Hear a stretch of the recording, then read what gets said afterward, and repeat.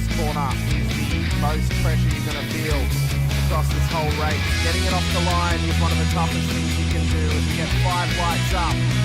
And the Bathurst Enduro is underway for Split 2 with a great start from the front runners at the TMX boys as well inside of the top 10 as they run round turn number 1. You can see Lawrence has got a good start away. They've kept themselves nice, clean and consistent, Sinka.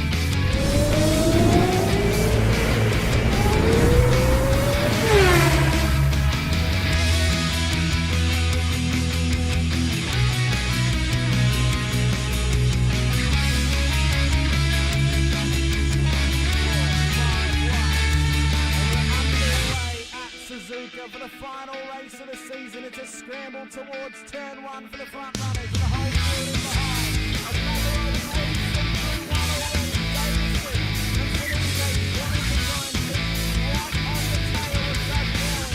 Another rolling was flying up the front already as well. Phase there, Catakazinas.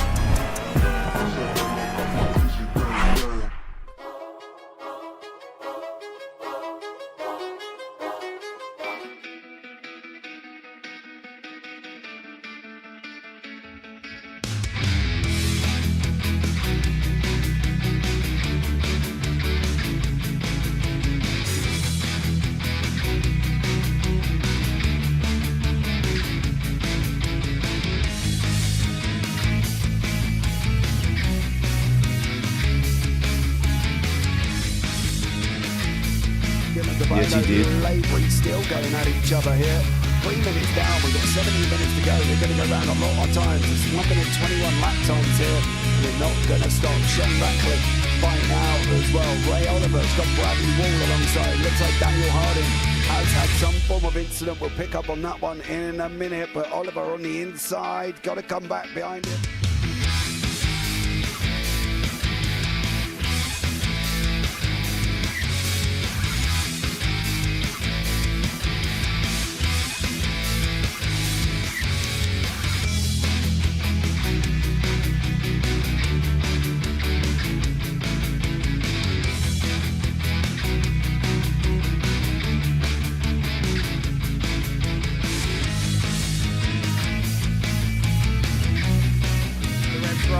Further back as we're underway, James Scott will lead them up the hill, up towards turn 1. Can they keep it clean? There's already contact with Dolphin and Stone Street on the straight as they run round turn 2.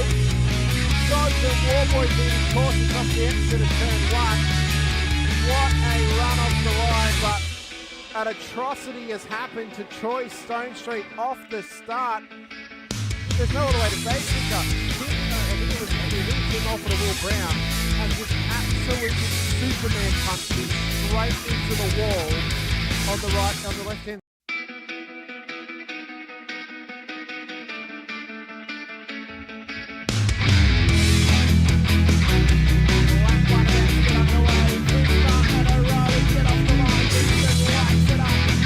And we're underway at Suzuka for the final race of the season. It's a scramble towards turn 1 for the front runners and the whole field in behind. And we're on green, hold it up the line. Absolutely playing, everything's in second place.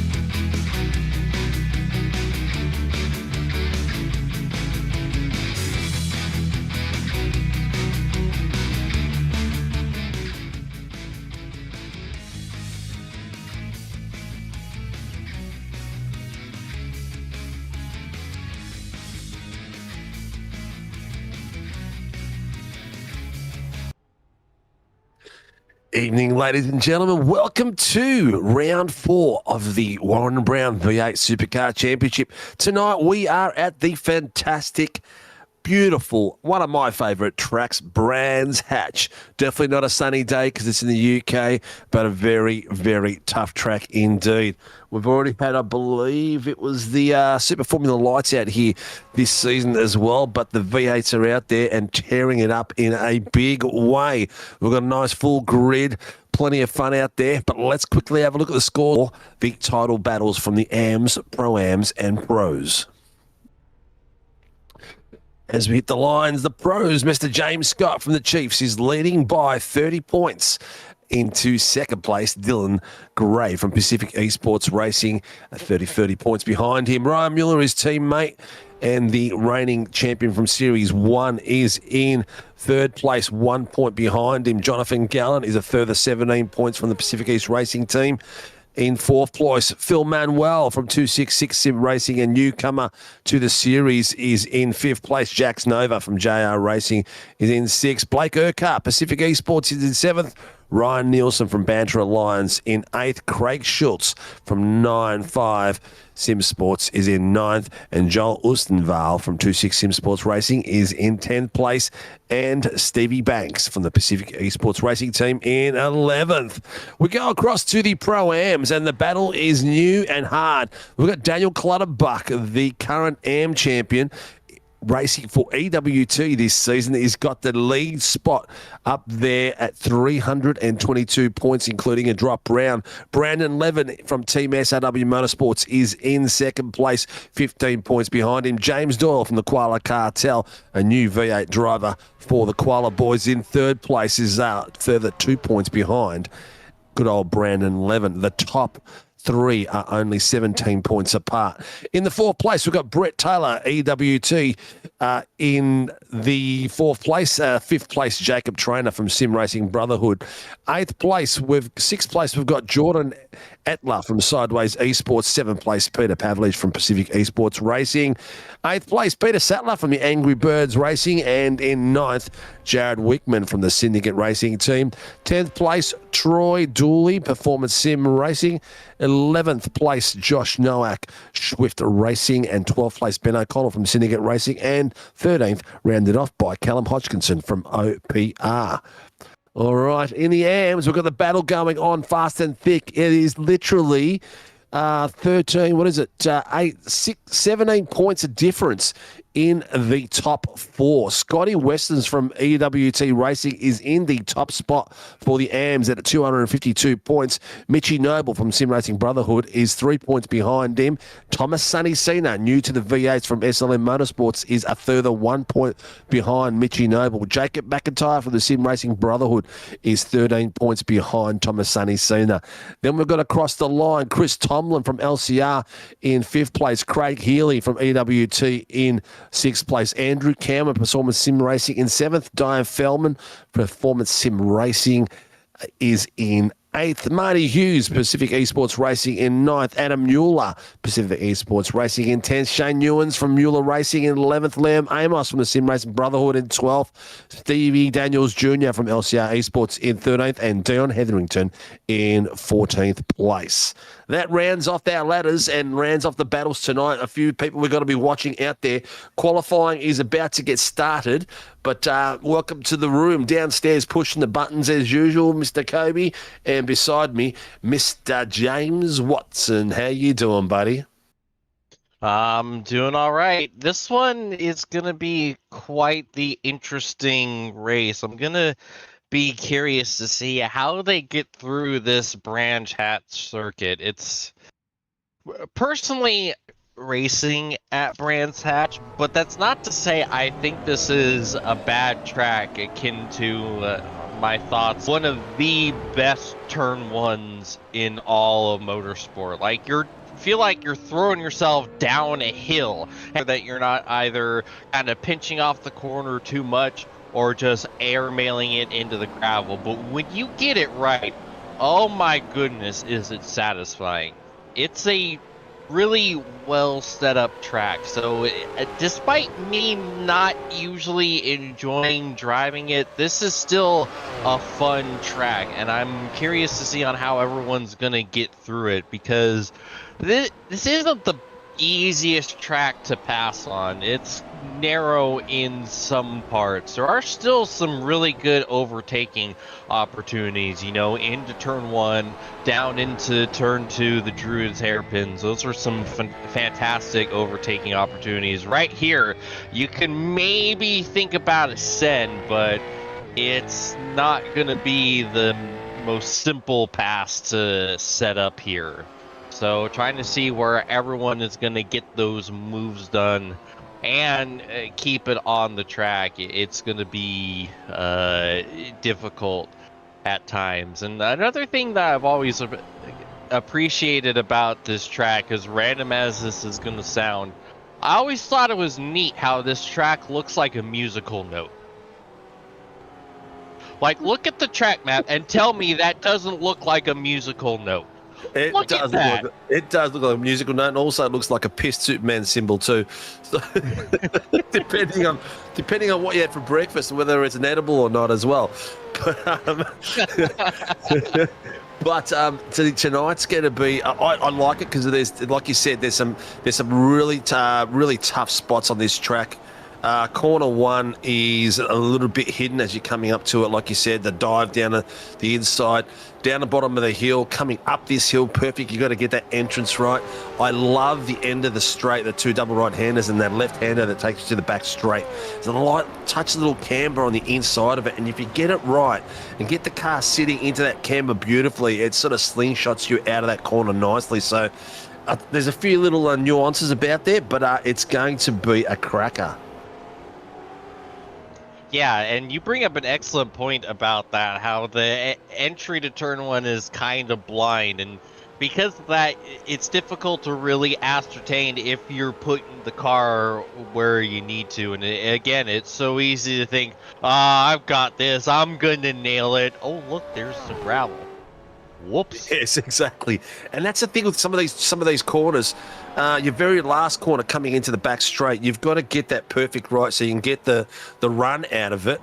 And if you don't, it just destroys you. You can hit the edge of the grass, or you can cut it in early and end up sliding it into the pit lane. So depending on how you go. We're just testing out the, I was going to say probably best to do it without the split screen. We're just testing out. There it is. We got it working finally for the viewers at home so they can see it rather than on the small screen. So you can see the qualifying times as they're coming through different sectors. At the moment, Dylan Gray is leading it off and doing a cracking bit of work out there, as my camera is sitting on something that shouldn't be. But you can slowly see these lads starting to hit some times. You've got purple in the third sector. This track is split up into bloody 6 sectors. I don't know how they manage it, but they've managed it. Yeah, and it's weird that it's split up into 6 sectors when I'm fairly certain Silverstone is longer than this track, but set up into 3. So that's fascinating to say the least. Well, yeah, I think it's just them trying to get some extra action out of it. It's a bit more talking points for it all out there, but you can see James Doyle has got a few greens on there. Papaya is a lap time that is less, is one of your weaker ones, not an improved. An improved is a green, and then a purple is the best sector outright amongst all the drivers. Dylan Gray in the top spot. It's got him down to a 126.93, 127.08. Literally 9/100ths. Ryan Mueller is behind Dylan Gray. James Doyle from the cartel again up the pointy end, mate. Very impressive. He's doing extremely well. And Mr. Johnny Gallen is also boxing above his weight up there in the top 4 at the moment. Yeah, there's going to be some opportunities on offer. No James Scott tonight, so it's going to give a few more drivers an opportunity to get onto the podium and try to get close to the Pelicans duo up there and take the fight to them. And so far, obviously, Gallon is very close, and yeah, James Doyle's sitting up there in third, and Troy Dooley, haven't seen him for a minute. Good to see him back up there holding on to a top 5 spot right now. Yeah, Trainer's up there as well. He's good to see him in the top 10 at the moment. As we can see, we're on board with... who are we on board with? We're on board with Dylan Gray at the moment, just crossing the line. And has he done better? He has done better. He's taken it down to a 126.93. Literally 5 100ths better than his last lap. So he's cruising around there in the new liveries that the Pelicans have, which are a little bit more traditional to what I'd imagine a real V8 car would look like too. So nice work out there by those boys. Absolutely. Really like the spec mapping too. Also, something interesting I want to bring up. You saw how Gray exited turn 3 right there. The track limits at the exit of turn 3 don't exist, oddly enough. Like, you can go way out wide, way more than you would even think, and you won't even get an off track for it. So it's kind of nice. Compared to some of the other tracks that we go to with their track limits, COTA and every other F1 circuit. Yeah, it's going to be interesting once they get out there racing. They do try to push those limits a bit as well. So, be interesting to see how they take advantage of those during race time. Tonight's format is a full 60-minute, I believe. Correct me if I'm wrong. Oh, Dylan Gray has just hit purple last 2 sectors. And got it down to a 125, 126.79. So he's improved by about 10 tenths. Mueller took over the pole for a solid 2 seconds before Gray immediately stole it back. Yep. Looks like a few boys trying to get out and do a bit of drafting. No one wants to lead. Look at this. No one wants to lead out of those 2 guys. Oh, very, very interesting. That was James Doyle coming out behind. I think it was Ryan Mueller.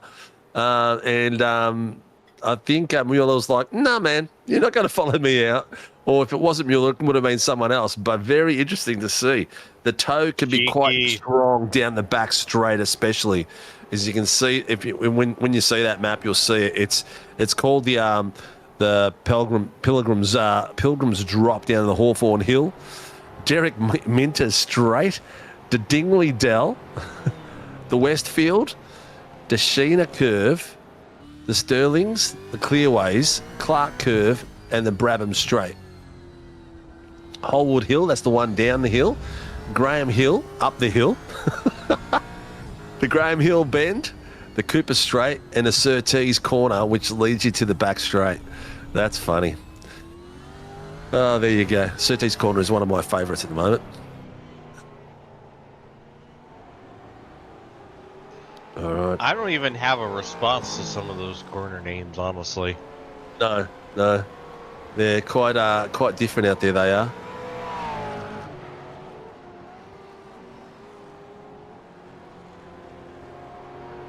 Nice to see.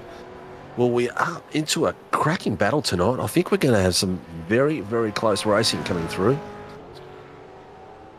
Absolutely. And you see Julie up there P3 right now, just barely outside the 26s. Yeah, pushing it nice and hard.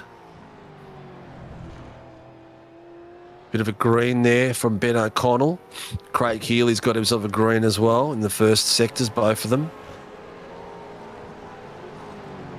Key to the first sector is to get a fantastic exit out of the last corner. Making sure you open it up as much as possible. Brandon Levin, first 2 sectors, Papayas, and he's got a green.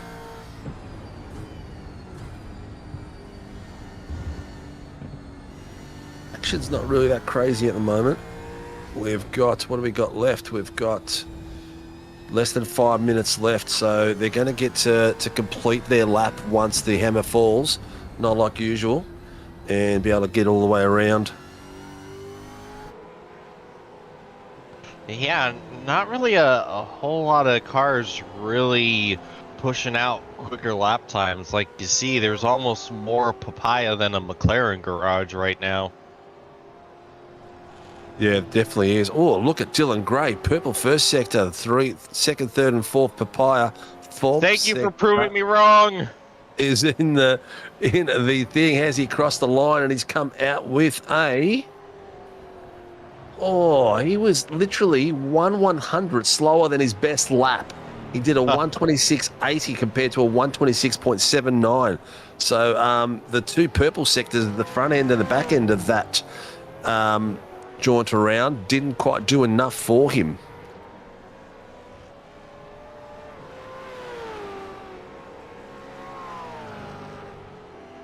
So it's Sunny Center in the bottom. Here we go. Who's this? We've got Scotty Weston coming through. Dooley. James Doyle, purple in the second last sector. He's improved in the first sector. A couple of papayas in there. And then purple. Let's see how he comes around. He's on the bottom screen, as you can see him coming around now. Where is he? Oh, he's coming back to the final corners now.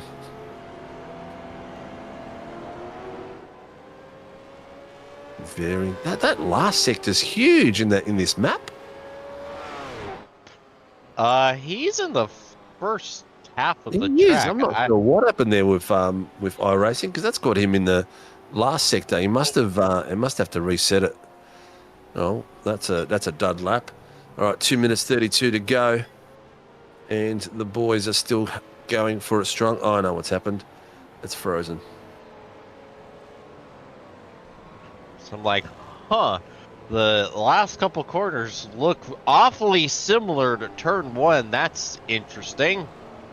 Yeah, it looks like the down bottom, the timing lap times is frozen at the moment, Cobe, so you might as well shut it. It's probably my system at the moment. I need to upgrade the RAM on my computer. But ladies and gents, we're coming down to the last few minutes. Still some good times out there. Very, very close. Geez, what's the gap in the top 10 at the moment? It is... just under a second. Yeah, just under a second for the top 10. So some mega pace out there at the moment. And we have as many pro-ams as we have pros in the top 10 as well. Yeah, it's very well split, isn't it?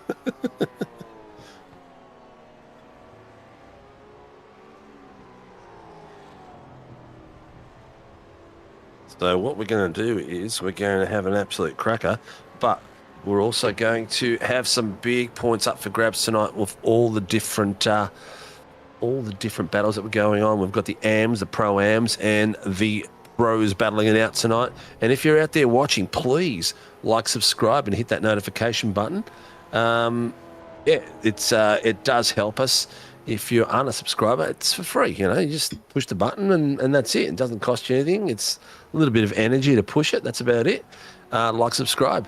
It will help us in the long run. It helps these boys get their faces on the streams. You boys are in the pits at the moment, giving up. We've got 30 seconds left as they're coming through. Clutters is having a bit of a run there. He's having a look. Coming across the line now. How's he going to come down? He is sitting in 16th. Is he going to improve as he comes across the start finish? He has got himself 1:28.7 was his last lap. No improvement there. So he get to see. Look at this. A 1:28.17 was the last lap for Luke Speck exactly, and previous to that it was exactly the same as Daniel Clutterbuck's fastest lap. Dylan Gray looks like he's got that leaderboard sewn up, and it's going to be a fight to the death with the teammates tonight. It's going to be Dylan Gray and Ryan Mueller on the front row. Two Pelicans fighting it out, being separated by Troy Dooley, Jacob Trainer at the point here. And good to see Jacob getting up there, mate. He's just been pipped by John Gallen as he crosses the line. Gallen has got himself into the second row by only, oh my God, he's got himself in the second row by 1/100th. That's how tight it is between these boys.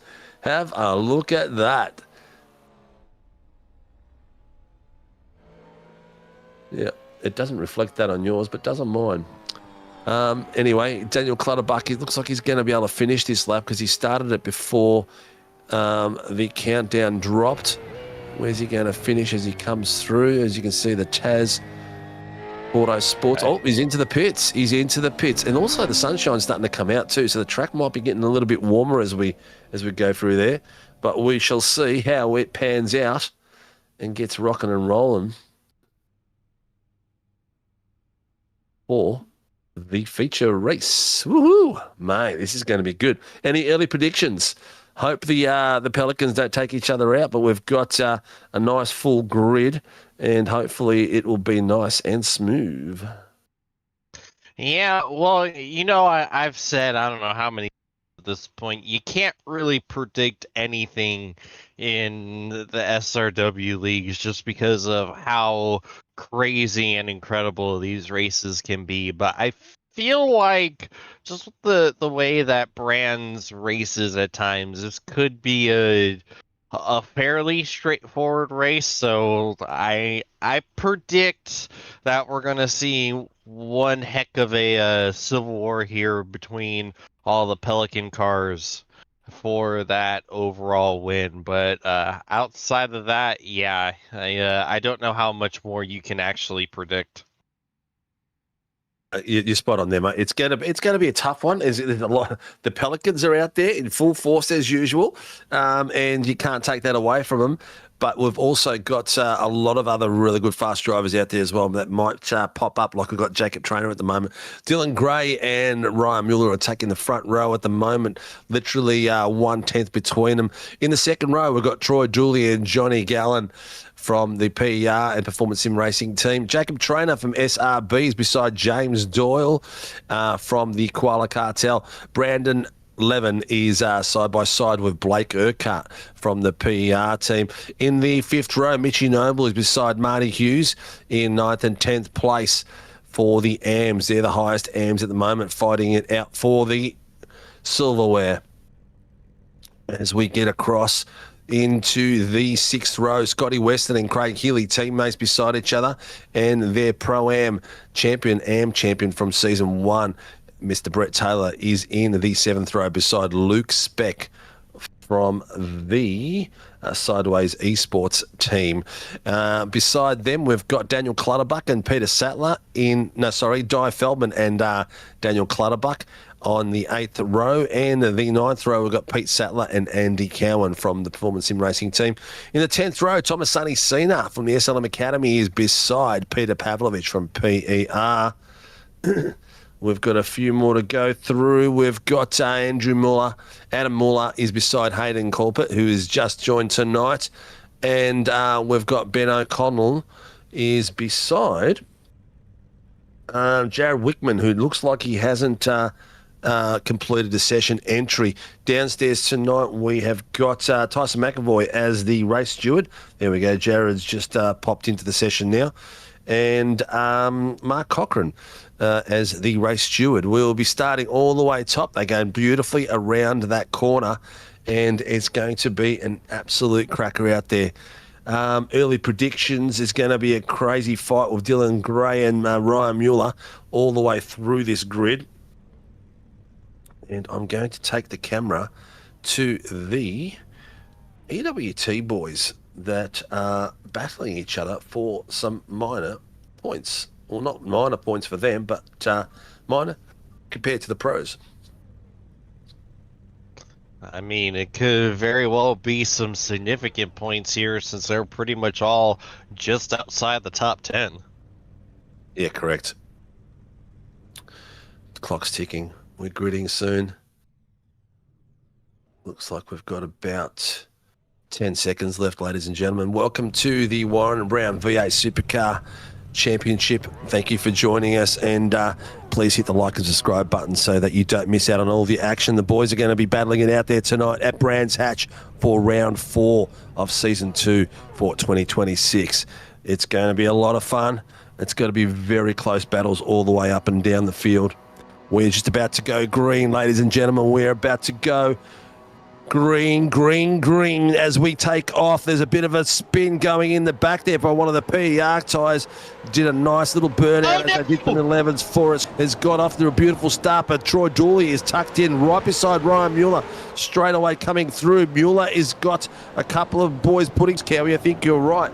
Did a bit of a pirouette coming through that corner. Dylan Gray has got a beautiful start, ladies and gentlemen, as he comes around the corner, coming up the hill. Got Blake Urquhart all over the back of him as they're coming through these corners, putting some immense pressure on these boys out the front of the grid. We have got 58 minutes of this action, ladies and gents, at a spectacular Brands Hatch. So buckle up and get seated, because there is not much runoff in these places, and when they do touch the grass, these cars will go sideways and into the walls.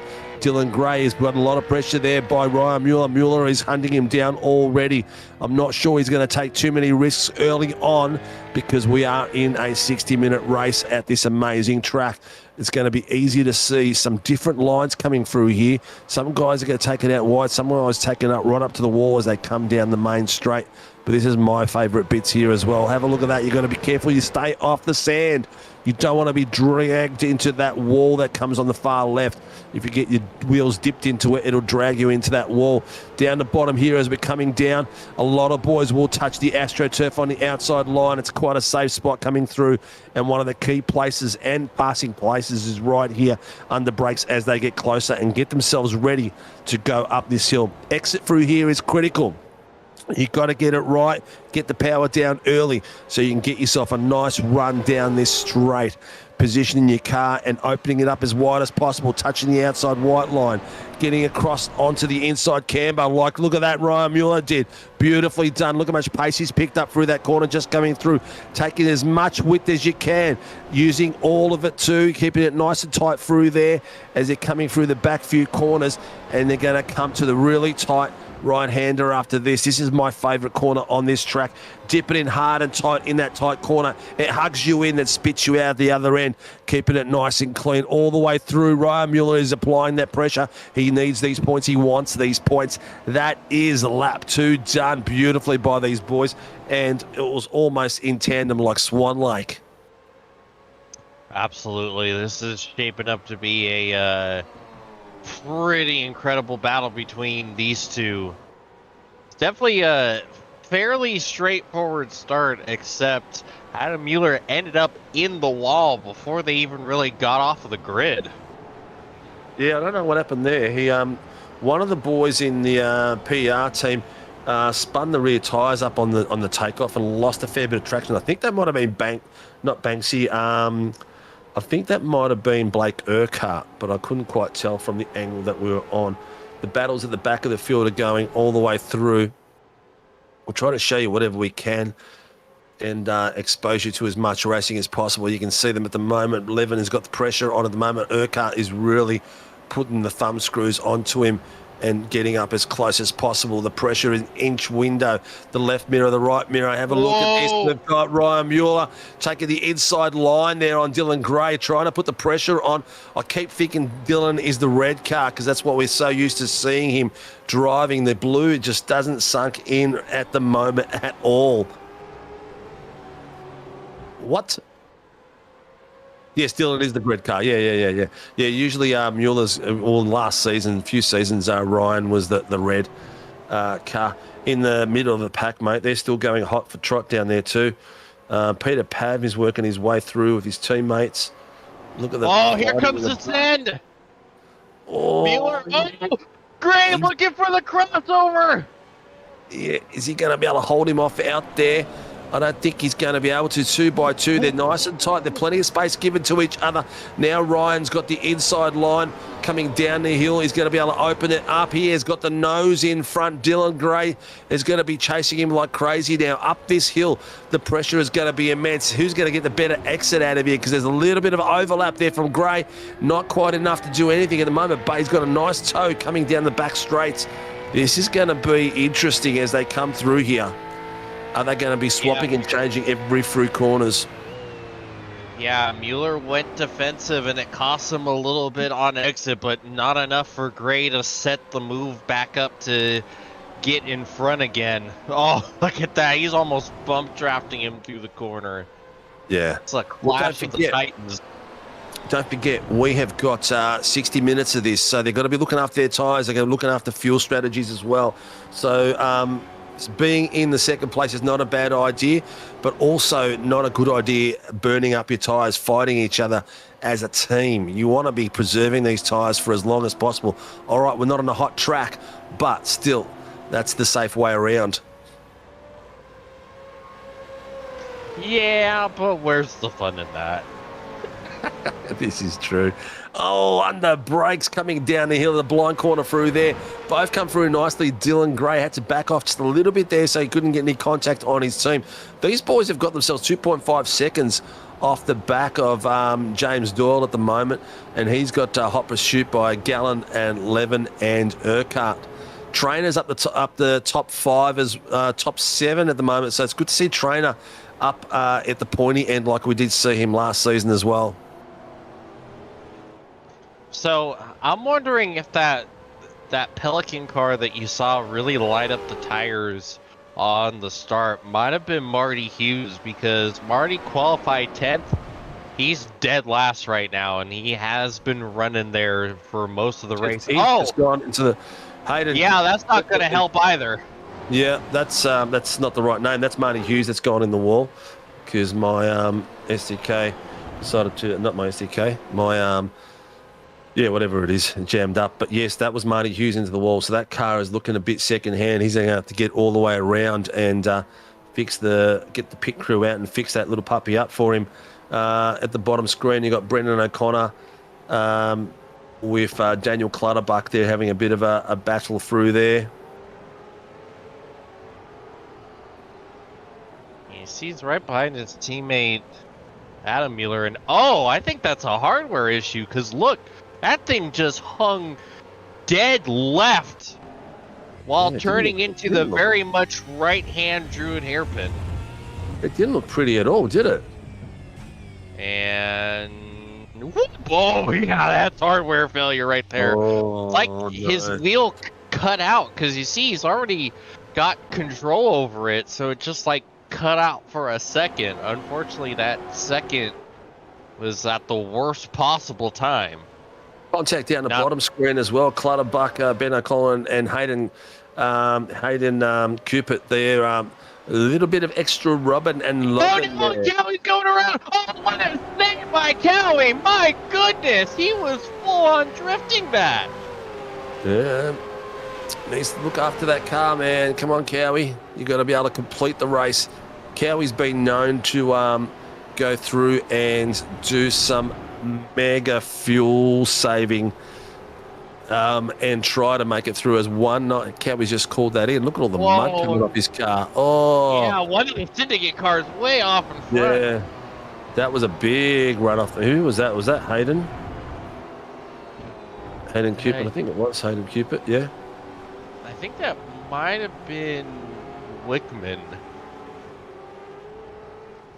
I believe you're right, it was.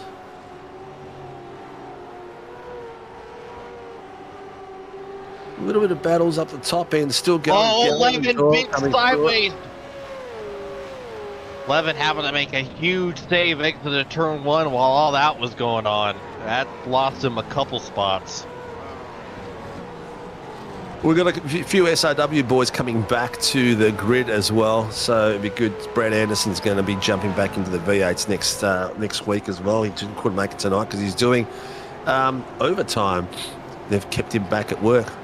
But I've adapted that livery to Brandon's GT3 over the weekend for the AMG, so it's not too shabby. It's a little bit of work to be done. But if you're out there and you're loving the racing, let us know who you're supporting and who you would like to see, because we're all about sharing the love wherever we can. Also, you saw someone went off in front of Levin and was just kicking up so much dirt. Like mud and stuff going everywhere. Yeah, it looks like Brandon might have gone off as well, judging at the telemetries I'm looking at the moment, so he might have had a bit of an off on his own. Marty Hughes went into the pits and came out. Oh, we got a car. Scotty Weston just gone around too. Oh, yeah. You can see the marks of the backs. He's left some nice little patterns for us to have a look at. Here's the replay, ladies and gents. So he's gone through. He's tucked it into the corner. Oh, he's already slided before he got into that corner. Did you see that? He's just turned in a little bit too tight. He's lucky he just nudged the wall, so hopefully not too much damage for him. Oh, he's in the pits. Maybe too much damage. Didn't look like much. No, but yeah, you were spot on. The moment he started slowing down for the corner, it was just gone. Yeah, the rear end just went on its own, basically. The boys at the front still battling it through. Ryan Mueller and Dylan Gray. Dylan is about 3/10, you can see on the tower, just behind his teammate Ryan Mueller. Doyle is further 4 seconds. He's got Gallen, Urquhart, Trainer, and 11.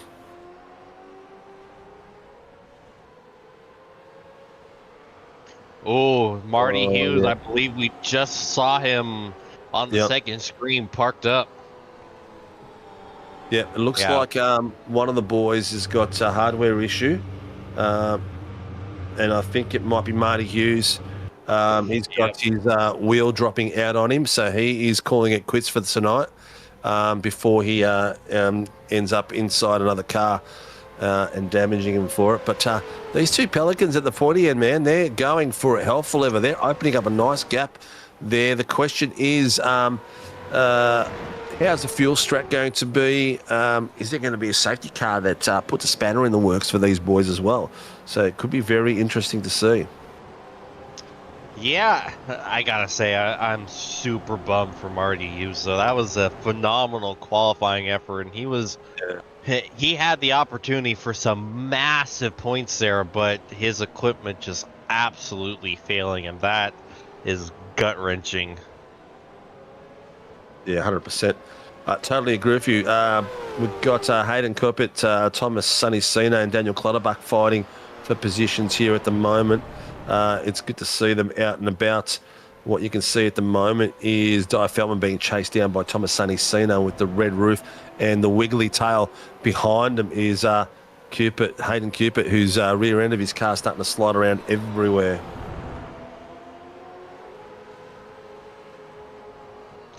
Yeah, you're starting to see that from quite a few cars.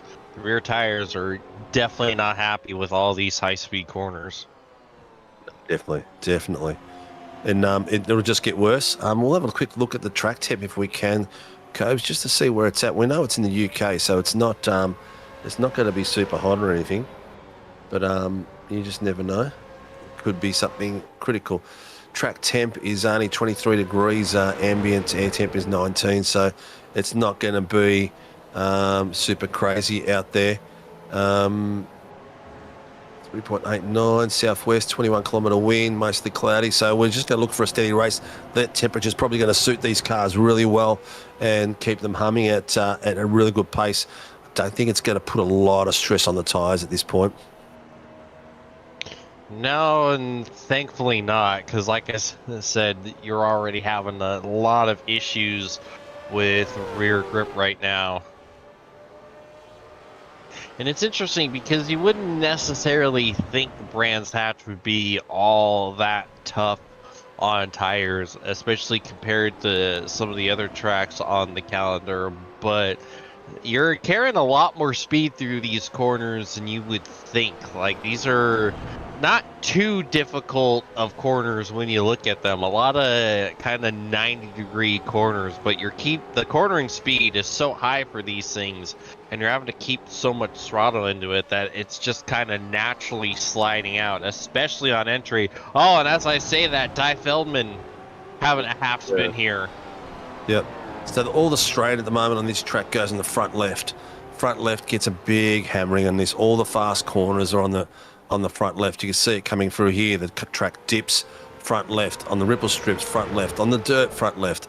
Hard braking under corner. Dylan Gray's going for it, having a look. Hard left again. Both boys coming through nicely. Gray's got him side by side. Gave him a little bit extra, less space so he can get back across there. Mueller's got him back across there as well now. Oh, Dylan's taken the momentum into the grassy areas, which has got a touch of an overlap too. But here comes Dylan Gray behind him. Beautiful drive by Mueller's tucked in behind him. A little bit of a touch as he wiggles as Mueller wiggles his car up the hill, trying to get the traction down early, but because Gray was so close, he couldn't take an advantage of anything then. Yeah, Mueller just kind of airmailed the apex there in turn 1. I thought it was going to go off for a minute there. That allowed Gray to get right up there. If you were also looking at the second screen, you saw there was a little bit of contact side by side between 11 and I think Urquhart. Yeah, Urquhart called it in, so I'm not sure how much there was involved in there, but it looks like there was something it was enough for him to call it in, basically. So, yep, there you go. Top of the AMS tonight at the moment in 8th place is Mitchie Noble. He's got himself a great bit of a run there with some critical points. Pro-Am leader is James Doyle, doing a cracking job there in 3rd place outright. Johnny Gallant, good to return to form. He's at the pointy end as well, so it's good to see.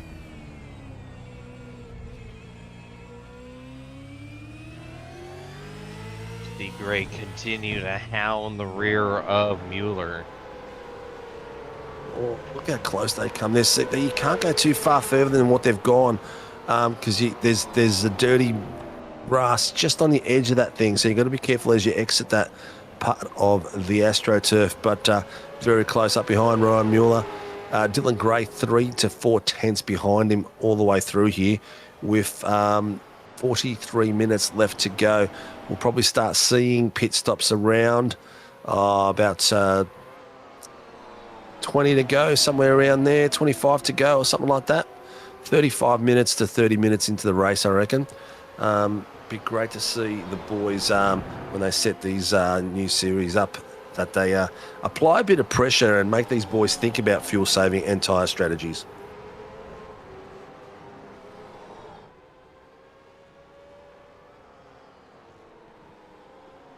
Ooh.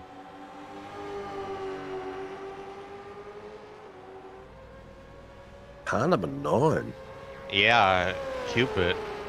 Oh, instant responsibility in lap 10. So we haven't seen. I can't remember seeing that one. No, I wonder if that might have been the incident that Di Feldman called in. Oh, it might have been. Yeah, I think you might be on the money there. Might be on the money there. Yeah, because I didn't quite catch what caused that either. Oh, so Brandon 11 is readdressing. I'll go on the second screen. He's got to readdress that to Blake Urquhart. So it's going to be a tough one to readdress because he's got, he's readdressed it, but he's allowed Jacob Trainer to come through now, so he's had to go his way through. He's got to fight that back a bit, but you know what? You've got plenty of time to battle it out there because the grid's nice and full, but also the track temperature's not too hot, mate. We're sitting in the first 20 minutes at the moment, and the fastest man on the track is Ryan Mueller, by the look of it, with 1:27.05. Most of the drivers up until 9th place are all doing 1:27s is their fastest laps. The actual lap pace at the moment is dropping down to 2:08. So it looks like there's a bit of fuel conserving going on. There's a full second slower from the top 4 than what they have as their best lap. And they're doing those lap times while battling each other for the lead of this race. That's the crazy thing about it. Yep, a few people in the pits. Brandon Levin's going in the pits. So is Troy Dooley. So Levin's strategy call is to go in a bit early. So what's he got left? He's not going to... This could be a 2-stopper tonight. Yeah, I'm thinking you're right, because that's pretty early, even for a strategy call, if you're able to make it on just one stop. So that could be potentially why the our lead duo is starting to let off and save a little more. Yeah, definitely something that to look at the moment. It could be definitely a 2-stopper based on those few. Wow. Oh, look at Wickman's car, man. Oh, that looks like I've been driving it. Oh, God, I don't even want to know the things that car has seen. Yeah, that looks terrible, man. That looks like you'd have to disinfect the back seat. Oh, look, his has just bumper come fell off. Yep, just come off. See, what would be great if Iracing created damage for cars when they like, obviously he's still flying. The the aerodynamics of that car should be dropped by at least, 30% at this point. And it'd be great if Iracing did that, but also the damage that parts flying off and hitting other cars would be great to see as well, because that would be make life a little bit interesting. Yeah, that would be really interesting to see what would happen to that car, because you saw the bumper fell off and he ran it over.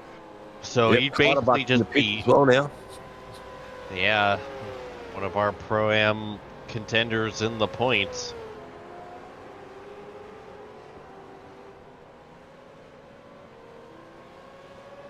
These boys at the front are really setting some mega pace still, man. The last laps are 1:27.9s. They're still about 2/10 faster than the guys behind them, James Doyle, John Gallen, and Jacob Trainer. But out of the pitted cars so far, Brandon Levin is the lead car out of the pitted cars. So he's got Troy Dooley behind him. Daniel Clutterbuck and Jared Wickman are in the pits at the moment. Behind Troy Dooley is Clutterbuck, Cowans, and Scotty Weston. So a little bit of an undercut strategy going on.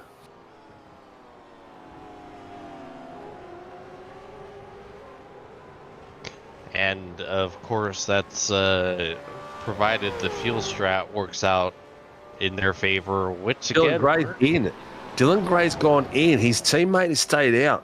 He is tucked in underneath him, and let him go past the start-finish line. So he is gone in. I've got him on the screen. I'll put Ryan on the bottom screen so you can see him at the moment. Here comes Ryan. We'll see if Ryan tucks in, but a lot of other drivers are following in. Johnny Gallen's gone in. Jacob Trainer's gone in. Blake Urquhart.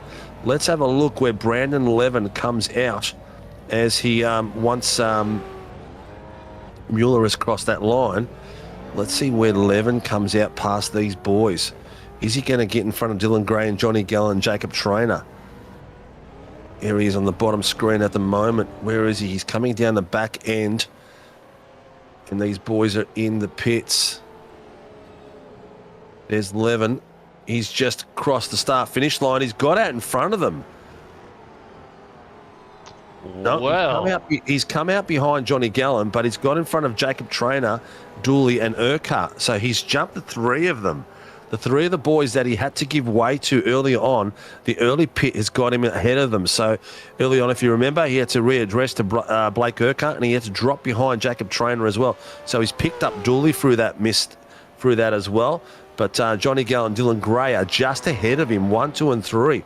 So Ryan Mueller is still the lead car out on track, and Ryan Mueller's in the pits. I'll take Ryan Mueller down the bottom so you can see him coming through. If you guys can focus on the lead, Dylan Gray coming through the track. Mueller is in the pits, and Dylan Gray is... All right, I'll go on to Dylan Gray. Oh, you've got him? All right, I'll stay in the pits, and we'll watch him come out. Let's see which angle is going to be the best angle for us to see them coming through. There's still a heap of boys coming out of the pits at the moment as well. Going in, we've got Noble, Specs, Healy, Taylor, Settler, and Cena. Here he goes. He's coming out of the pits, and have a look coming around the corner. There's Dylan Gray and Ray. Oh, look at that. He's come out side by side as they come through. James Doyle is still leading there, but Ryan Mueller's got himself back. oh, big defensive move. Undercover fires. Look at this. Is he going to hold him off? He's held him off. He's kept the central line coming through. Their teammates coming through, battling it like crazy. Great bit of work between these boys. That's sensational work. It looks like it's shaked up the top 10 at the moment, big time. Dylan Gray's got to be careful. He's got warmer tyres than Ryan, but Ryan's making that car really wide. See Dylan's tyres just wiggle it a little bit. Ryan's got the inside line. He's going to have to make Dylan work really hard coming through this corner. Oh, Well, this is out the Hawthorne Hill, back to the Derek. Oh. Straight coming through there side by side. Cold tyres on Mueller. Mueller's tucked in behind him. Oh, But look here how comes wide the Gray's gone. crossover. Over, under. He's got the inside line again as they come through 2 by 2. Dylan Gray's got to stay off that grass. They're touching a little bit. There's a lot of grass on the outside there. He's closed the nose off. Let's see how Mueller's exit of this corner comes out. Well, he's slingshot through past him. They're both coming through. The heat's coming back into Mueller's tyres now, so he's starting to get a little bit better traction coming out of corners. He's going to come and hunt him down this straight. Mueller's taking a nicer, cleaner line through there. And it looks like Dylan Gray pushed pretty hard on those tyres coming in early. But I tell you what, the track has settled out. Doyle is in the pit. Oh, he's looking. Oh, that was close. Yeah. So Yeah, Jacob Trainer, Troy Dooley, Brandon Levin has done a fantastic undercut and taken 1, 2, 3, 4 drivers now. He's gone up to from 8th place, 9th place to 4th place. So great drive there by Brandon Levin. Trainer is in 5th, Dooley 6th, James Doyle 7th. Here comes Mueller. 8th, side by side. A little bit of Pelican rubbing there. Oh, a little bit of contact. Are these boys going to have a talking to later on, or are they in the same Discord at the moment? They've got to be careful because they can destroy this race for each other very quickly. Dylan Gray's got the nose just ahead. Mueller's just having a bit of a kiss. It liked it. That was like a kiss on left cheek, and now he's getting him a kiss on the right cheek as he came around that corner. And putting a lot of pressure. But look at the difference in line. Dylan Gray goes really wide out there, and Mueller takes a nice cut a little bit tighter through there. Also through here as well. Gray is a little bit wider coming through those corners now. Mueller's got right up the back of him. Oh, he's going to cost him some time. Oh, he had the right idea. He had to be right up the back of him coming through that final corner, but it wasn't quite enough, and it was too much in the end because he got squirrely into the dirt. Johnny Gallen is in 3rd place at the moment, and he's got himself a picnic. Oh, no. Oh, look at this. Oh. Pete Sattler is just put those Kumo tyres into the Brands Hatch tyre wall, ladies and gents. His front end tried to collect it, and the brakes straight into there. It looks like Dylan Gray and Mueller have slowed it down a little bit and trying to relax a bit. That was a lot of early fighting on fresh tyres, man. So probably not the best way to go as you're coming straight out of the pits. Yeah, but even with all that fighting, they're still 6.5 in front of their other teammate, Gallen. So I don't think that they're too worried about it. And, you know, they're probably just smiling and just laughing it up. Oh, meanwhile, Adam Mueller hard into the barrier.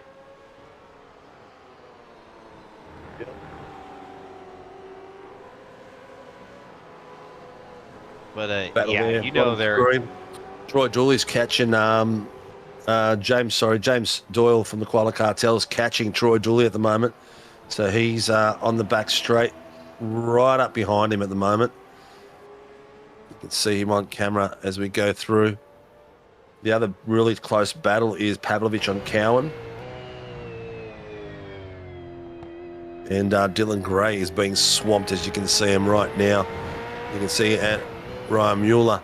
Oh, having a look inside. Dylan's closed the door as he's come across him. He's got to be careful that he's not moving to the reaction of his teammate. Not that his teammate would call it in, but you got to, Andrew Cowan's crashed. Yeah, he turned that car into a modified. Oh, there's Mueller.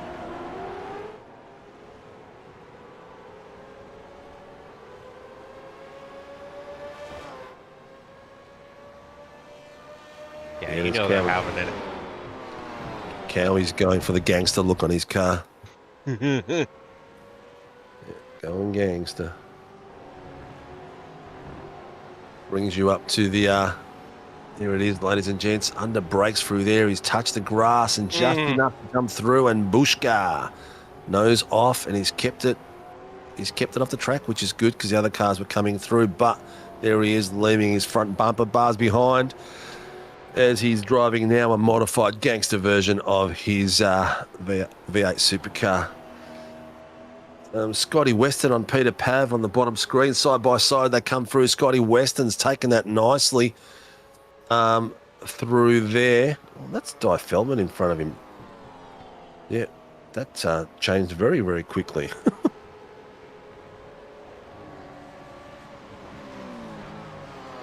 Believe it or not, my dog's behind me right now snoring.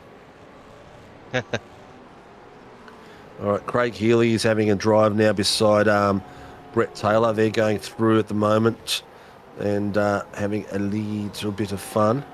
They're chasing down Luke Speck with his UK flag on beside his name. But we are down to the last 30 minutes, ladies and gentlemen. So we've had our one pit stop right through. Everyone has pitted. Pete Sattler's had to do two, unfortunately, due to his incident of coming home earlier to see the wall. And he has also left the session. Oh, there you go. Probably had enough of that wall at the time. That was his second accident, so he's probably no fast repairs available. Yep. Oh, and Cowie's calling it quits. Cowie's calling it quits. That's just soft by an admin to calling it quits, mate. He should be staying out there no matter what. I'll tell you what, Cowie, disappointing.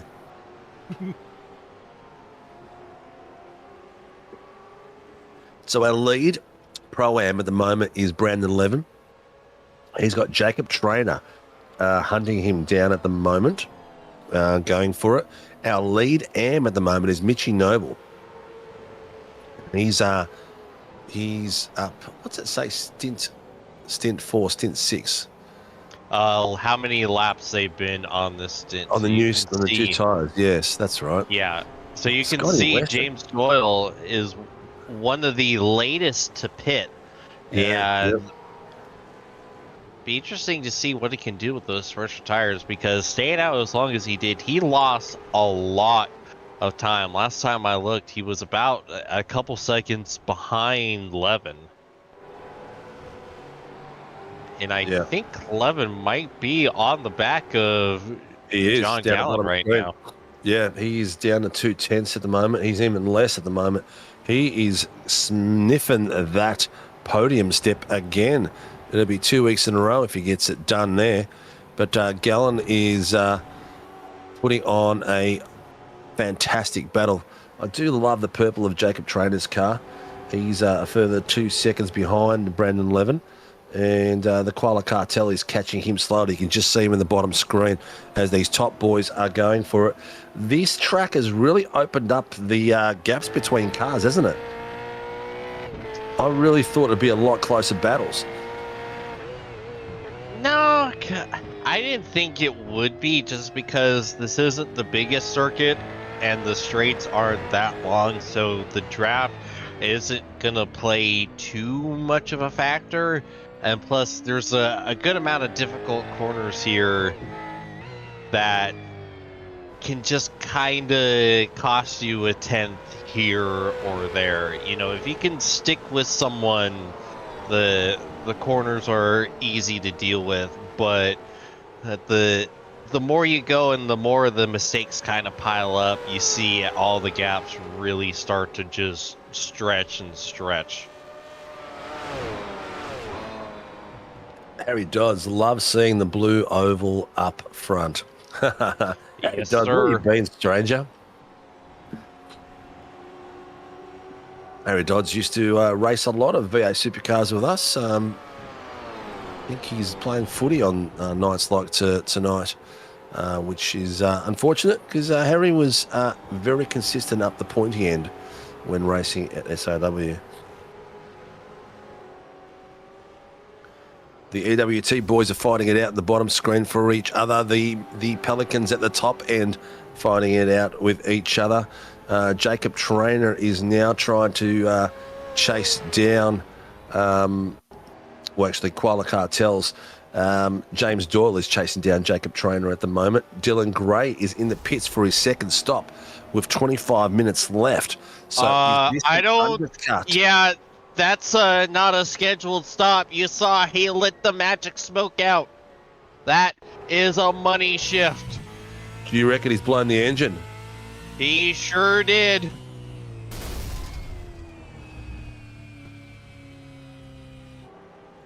Oof, but wow, that is some luck to have it happen right at pit entrance so he could get his fast repair and not need any pushback like that one time we saw a Pelican money shift before a season or two ago. Yeah, this is Dylan Gray passing some back markers at the moment. Dylan Gray passing the back markers. And I tell you what,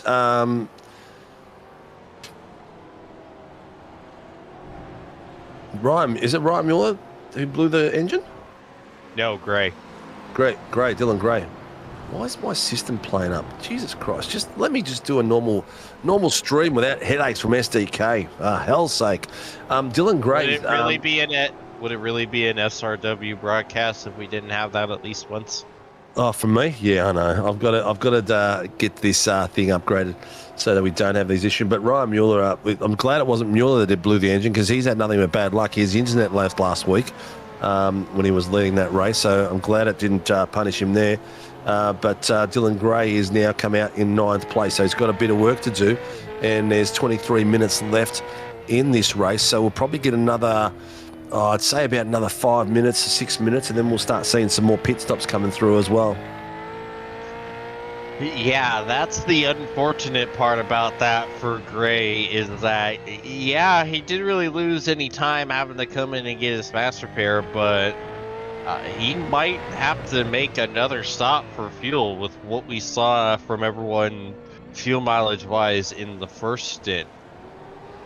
Over that, I'll pull off a miracle and just stay out there for the last 23 minutes and just go for it like crazy.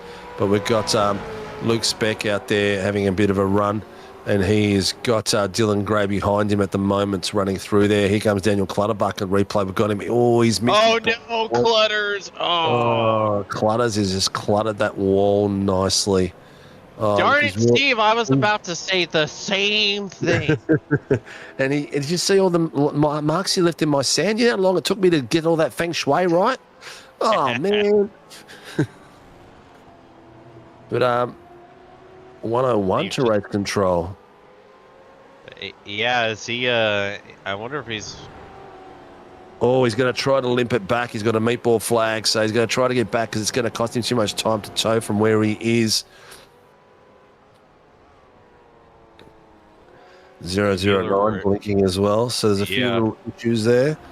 Who is 009? Is that Hayden? It's a 0. That's just 9. Yeah, there's no 09 I'd say or 0 about Hayden Cupid's car. Yeah, you like be right. Yep. From Sideways Esports. That's a nice, sexy car too. We are down in the last 21 minutes, ladies and gents. So keep going and keep liking and subscribing. Let everyone know that your friends, family, mates are all out there racing. Get some eyeballs on these guys, putting on some spectacular racing tonight. Tonight has been a little bit quieter than we normally have. The battles have spread out. This track has really opened up everyone out there. The bottom screen, you can see the EWT boys following each other very, very closely. And they're trying to chase down Luke Speck. But please... Also, the Gallon 11 battle, they have not left each other at all either. They are absolutely nose to tail right now. Yeah, they're really going for it. Brandon is not letting it go. And he's got Gallon in front of him at the moment. There's top 3 at the moment going through. They've got a bit of a buffer there to Jacob Traynor. But it's not going to be enough. He goes inside line. Levin's taking on Gallon. He's having a good sniff through there. Matching Chev engines coming through. Gallon brakes. Levin's got it done on the inside line. He's going to be able to make it all the way through. He has done it. He's done it the hard way too. There was room left as much as you have to leave, and Gallon's done an excellent job trying to hold him off for as long as possible. This is going to be the key here. He needs to get away up this hill, and otherwise Gallon's going to swallow him up and put pressure on the return corner coming through. EWT boys going side by side fighting for it as well. We've got Blake Urquhart entered the pits, so he could be the first, and Ben O'Connell is in the pits as well. So this could be the start of the second pit strategies coming through in the last 20 minutes, which is what we predicted early on. So it'll be be tight to see what happens here. Is Brandon Levin going to tuck in and go in the pits now? Oh, no! He might have to. Oh! Oh, that was close. Ooh. That was very, very close. Ladies and gents, we nearly had them both go sideways. This might be the option for Levin to go in. He's tucked in behind these cars. If he can get in there, he might get some clean racing done. That's what I would be thinking about at the moment. And he's done it. Smart boy, smart boy. Excellent work there. So his tyres took a bit of punishment when it did that. So he's now so try to get him back to heat and get himself out of that battle, because he was going to be in a battle there with Jacob Traynor and Johnny James Gallen. Royal just hit the barriers in turn 1. Look, right there. Oh, that car looks not happy. It seems to be going okay still. He hasn't done his second pit yet, so he's lucky there. What's he done? Has he touched the grass? He's touched the grass. He touched the grass. Yeah, and wasn't much in it either. He just barely touched it. Barely touched it. So unfortunate there for him. Thomas Sonny Cena is battling it down there. Ben O'Connell in the back of the pack. Few boys starting to go in for their second pits. Dylan Gray's on his third pit. So he's got himself back up in the fifth. Brandon Levin has come out behind him at the moment. Is Dylan Gray going to be able to stay out and take the top spot at the moment? That's going to be a critical one to see.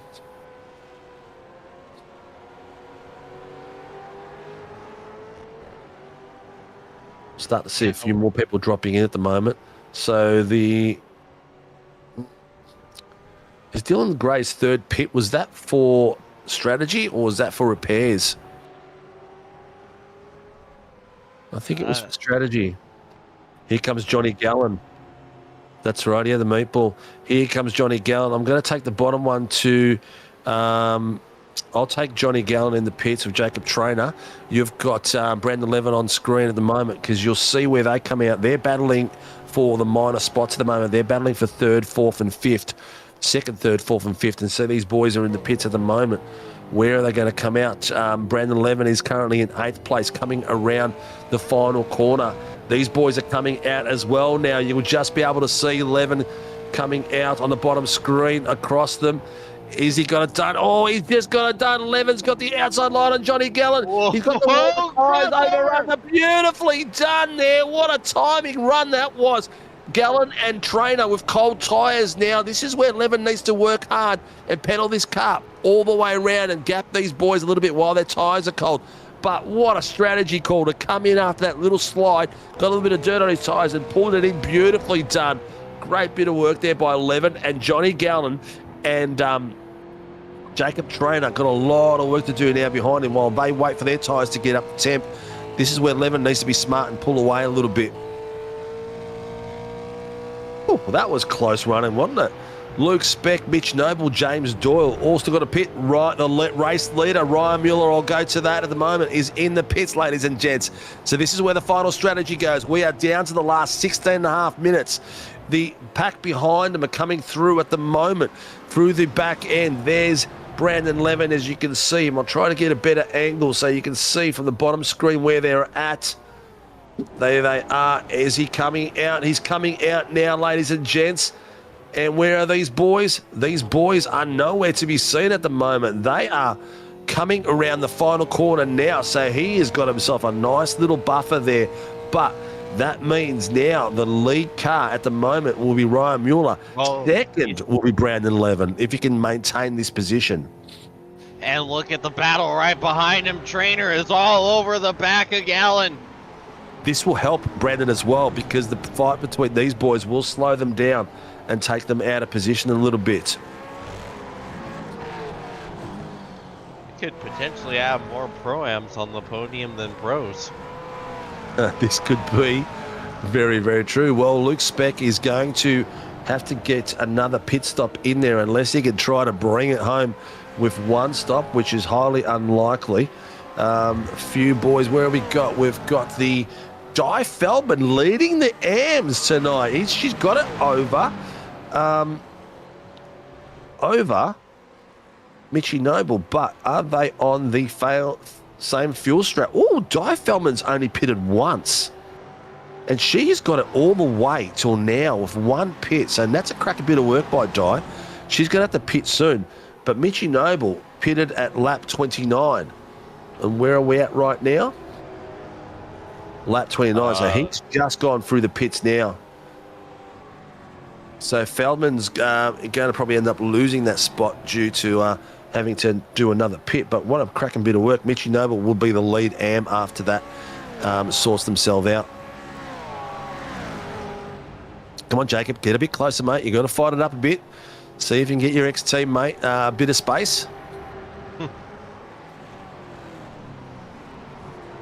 Looking good out there.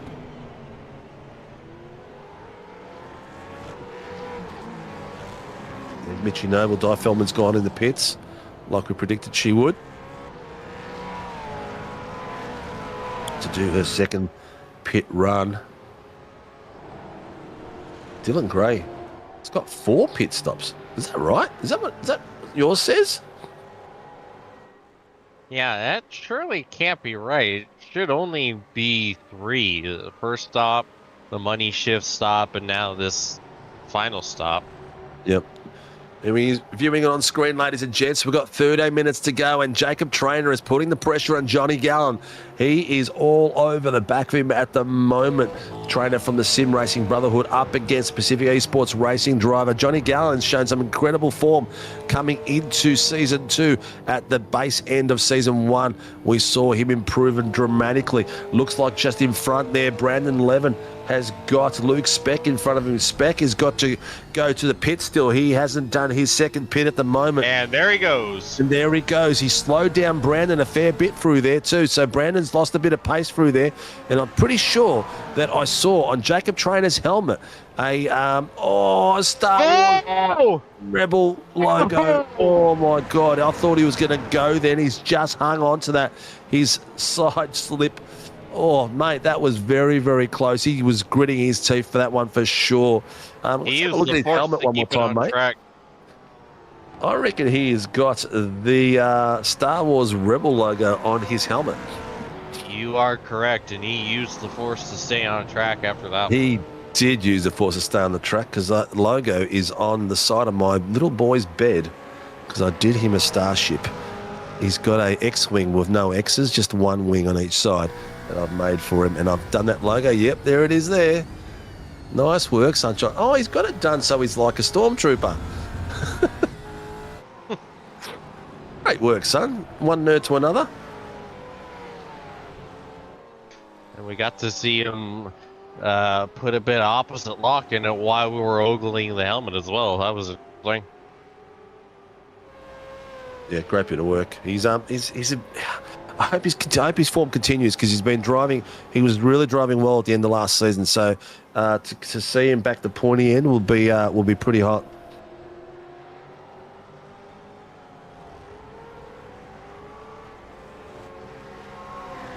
All right, Levin's opened up a bit of a gap now on these two boys. Not a lot at all. It's literally 5/10. Ryan Mueller is like 15 seconds up the road, man. He is just like, his strategy and everything has just gone to plan big time. But this is the battle for minor podiums. Brandon Levin in second place, Johnny Gallen third. Hot on his heels is Jacob Trainer. And behind him a fair way back, a couple of seconds back, you can just see the Koala Cartel's James Doyle. But that doesn't mean anything because we've got 10 minutes to go, ladies and gents, and anything can happen. These three can get tangled up, and James Doyle could just putt across the line in second place without any issues. But the fight is going to be all the way through. All the fuel strategies have been done. All the pit stops have been done. Now it's just a sprint to the end. You see Trainer has already gotten back to the back of Gallen. Yep, bottom screen, you can see Dylan Gray trying to make a move on Mitchie Noble. He's got it done. He's got round him through the back section of the track, so a bit of fighting there between these boys, and you can see the inside line of Jacob Trainer battling it in with Johnny Gallen. Ooh, Gallen went wide a little bit right there. Oh, look at the run Trainer's got. Oh, is he going to make anything with it? Is it enough to get a bit of overlap? Not quite enough. This key line through here is very tough. Look at the amount of curb Trainer's taken through there. Oh, Johnny Gallen just touched the front end on the dirt a little bit there. So Trainer's got a fantastic exit. It's still not enough to make an impact. He's getting right up there beside him. He needs another couple of tenths coming out of that corner to make an impact so he can get a pass done. At the moment, he's tracking to get right up to the nose of him and a little bit of overlap on the nose, but not enough to do anything damage to him. Thomas Sonny Cena just there moving out of the way, trying to get out of the way so these boys can come through. Sonny, that's it. Tuck in behind them and get your run all the way home. Gallen looks like he's catching Brandon Levin. Oh, he's 6 tenths. Yeah, they're both the same. 6 tenths to Gallen, 6 tenths to Trainer.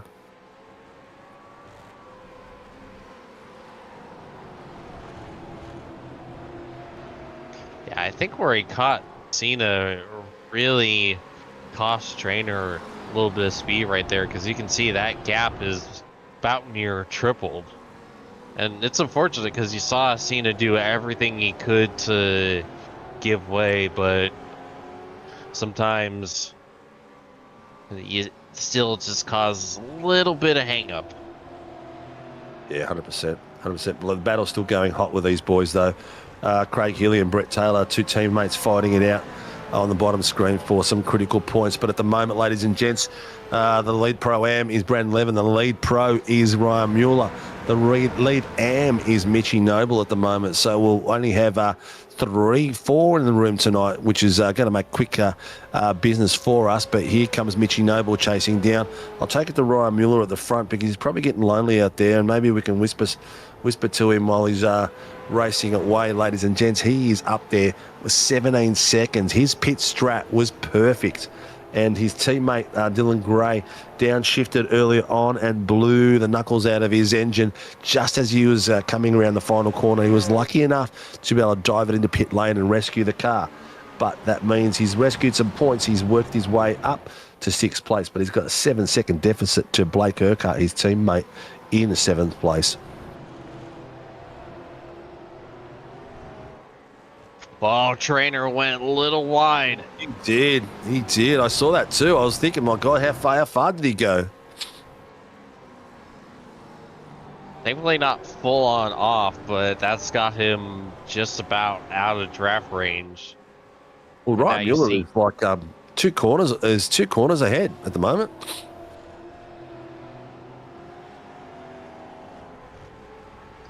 Huh, yeah, you're right. There we go. Oh, Blake Urquhart's getting on the back of Troy Dooley in the bottom screen as well. So the few battles are starting to form down the bottom end as well. Minor spots, but critical points for the title battle. We are in round 4 tonight at Brands Hatch. It was amazing. Oh, Sonny Cena's called something in. Who's that? Yeah, him and another car were off. Was that Mitchy Noble that went off? I don't. No, it was Thomas Sonny Cena. Yeah, there was another car involved. Is it? He's Oh, in it might be now. James Doyle. Oh.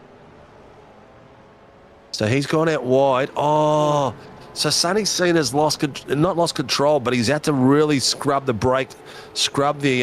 car to stay on, and he's just stayed on enough. He didn't go off track, but then Doyle's gone to the side of him because there was a gap there. It looked like Sonny Cena was going to keep going off, didn't he? But he just rescued at the last second.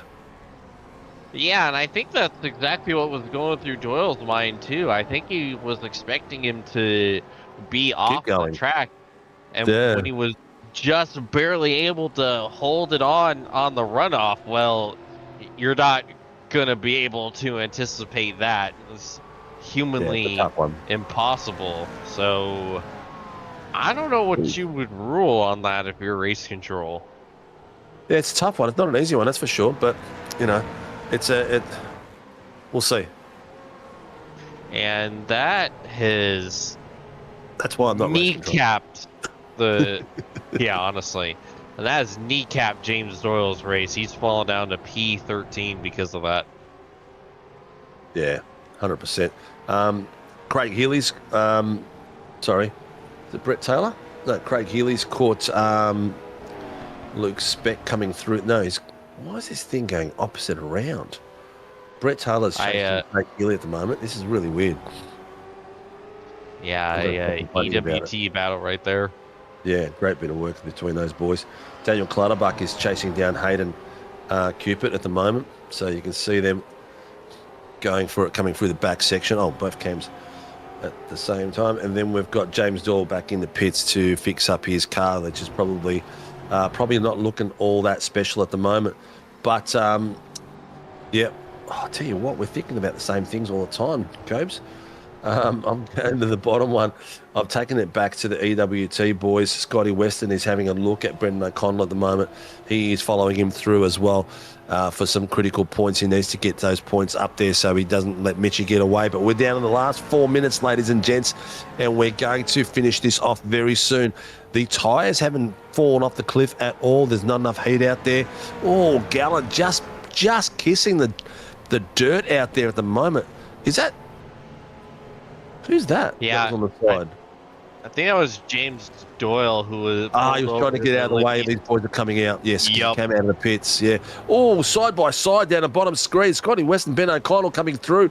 Scotty Weston's done the pass on the outside line down the back of the track and doing a bit of work there with Ben O'Connell. Ben O'Connell is about 2/10 behind him at the moment and keeping the distance and tight. So it'd be good to see how these boys progress through some minor positions down the back. But have a look at them going side by side at the moment. Oh, Weston is coming through. O'Connell's got the inside line as they come to the final corner. Oh, look at these boys come through. O'Connell crack a bit of work between those two lads. They're going to be talking about that after this race in the Discord room, having a bit of a chuckle on how awesome that was. But that was some very, very tight driving between those lads. Yeah, I'm not so sure if this battle is over. No, not at all. He's Clutterbuck and Cupid, I should say. Maybe he'll draw back his bow and let his arrow go. I won't sing any more of that song. Ryan Mule, ladies and gents, he is going for a hell for leather. Look at him just in cruise control, 127.81 at the moment, so he's not even have to go very fast. But these boys here, Adam Mueller, his dad is having a bit of a run at the moment as well, and he has got Clutterbuck in front of him, Thomasani Sena behind him at this point. Clutters is chasing down. Who's that in front of him at the moment? That's Hayden Cupid at the moment. So Clutter's car looks very, very clean and refreshed look at the moment. A little bit of tap on the brakes to get control of that rear end of that car, just touching the rear wheels into the dirt coming through there. You see Ryan Mueller virtually drifting that car as he's coming through. Oh, minor placement at the moment. Yeah, they're all pushing their cars. Too much of a drift. Oh, too much of a drift. So Scotty Weston is he's got it back. So frustrated Cupid was that his internet's arguing with him as well. But Ryan Mueller, ladies and gents, down to 141 minutes left. So he's probably got this lap and another one to go. We'll keep an eye to see if the white flag comes out on the next lap. It won't be for this one, that's for sure.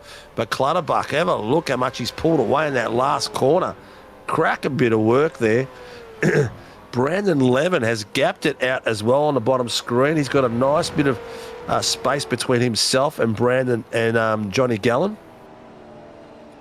And Gallen has got a nice gap on Jacob Trainer at the moment. So it's a big gap between those boys. They've gapped each other out. Still a lot of fighting going on with Peter Pav and Brett Taylor down the back side of the grid. You can see them down the bottom there going for it as well. Some critical points again with these boys. They're Peter Pav, Brett Taylor and Craig Healy all very close to each other. We're down to the last 45. Let's have a look. Where is Mr. Mueller? Where's Mueller? There he is coming through the back section on the reverse side. You can see him coming through. I think there will be the last lap after this one. I haven't seen Barney wave the flag, and I haven't seen race control post anything about it either. So it should be a finish to the end, ladies and gents. We'll get 1 and 2 and 3 crossing the line once they get to it. Let's see, where's Barney? Is he out there? Yes, that's the white flag. So we're on the final lap. Ryan Mueller is leading them out, ladies and gents, on a massive run. He's got himself 17 seconds ahead. What a drive tonight. Strategy and everything has fallen in place for him perfectly. Great bit of work out there. Brandon Levin in second place. Jacob Trainer has managed to get past Johnny Gallen. I think Gallen must have had a slowdown at some point because he is now in fourth place. Trainer is in third. It was only a few seconds ago that we saw them differently. It had to have been much more than a slowdown because he went from about 2 seconds ahead to 5, almost 6 seconds behind. Yeah, it doesn't it doesn't say that he's gone off track anywhere. So I'm not sure what's happened there. I just got Johnny Gallen's past him about 10 seconds ago. But ladies and gents, we're on the final laps as we go around. There's a few boys coming in for some critical points tonight. But our race leader, Ryan Miller, I believe this is his first win for this season at this point, isn't it, mate? Or am I wrong? That is an excellent question. It's one of those where surely that can't be right, but it might just be. I think it might just be. I'll have to check that while we're going around. But ladies and gents, he's coming up to the final few corners. 350 blown motor. Oh, chops. Oh, it sucks, mate. Johnny Gallen's blown his motor. Oh, chops. Good pickup, mate. We didn't see that, but look, he's dropping like crazy. Ladies and gentlemen, we're coming across the line now. We've got Ryan Mueller taking the lead and the finish, taking the top spot for the PER boys. In second place, Brandon Levin comes across the line for the Team SRW Motorsports team. In third place, Jacob Trainer comes through there and gets some critical points after a beautiful end of last season. And then we've got Troy Dooley coming across fourth place. Blake Urquhart fifth. Dylan Gray comes across in sixth place. Johnny Gallen blowing blue smoke everywhere. Crosses it in seventh place. So get some critical points still. Mitchy Noble, the highest AM, comes across in 10th, in eighth place for the Sim Racing Brotherhood. And here is where Johnny's engine goes. He's just gone down a shift a little bit too early in that corner. And it looks like it went Kaputski's. Yep, there it is there. He's blowing a smoke stream like the wacky races for the car behind him. It looks like Trainer was behind him at that point and he just drifted out past him. In the ninth place is Luke Speck on his debut to the series. In 10th place, we've got Craig Healy, Brett Taylor in 11th as these boys come across the line and get some minor points for critical points for the ladder. And my voice and brain have just left the building as we finish the race. What a way to go. Yeah, that's heartbreaking for Gallen. That cost him a podium, cost him 4 total spots. Yeah. He's done well, Gallen. He's rescued that. He's managed to get the car across the line. So that's a big, massive bit of effort there. A few cars didn't finish the race, but due to damage in the 60 minute, you've got to be careful and get the car home as well. So you only got one fast repair, so you've got to drive a little bit smarter, a little bit safer as you come through. The boys will be lining up on the front row. I think Brandon's already left the thing. He's probably gone straight to work. Jacob Trainer, where's Mr. Trainer? Is he out on the track still? Yes, he There is. he is. He's coming down the back here at the moment. And there is our race winner tearing up whatever left was in his tyres at the moment. As you can see, the boys coming through the back end. He's got Mitchy Noble and Jacob Trainer coming towards the start-finish line as our race winner tonight for the Warren and Brown V8 Supercars Series, Mr. Ryan Mueller comes in first place, Mr. Brandon Levin in second, and Jacob Trainer in third. Our AM winner tonight is Mr. Mitchy Noble as he comes across the line down the bottom screen doing some burnouts. Oh, he's trying to. I don't think he's got fuel left, but Jacob Trainer is a happy man. He is getting a burnout done. So the Sim Racing Brotherhood have got 2 podiums tonight, so good on those boys. It's a bit like the Get a Grip boys last week. Yeah, no kidding. An incredible run for them. Yeah, really good work. Have a bit of a chat of what's going on the screen here, mate, and tell the viewers what you're about. Yes, sir. This is a brand new commercial for the Team Watson Racing Setups GT program. We're finally able to start rolling out the setups. We had setups for almost all of the GT cars for last week at Road America, with the exception of the Audi and a couple others.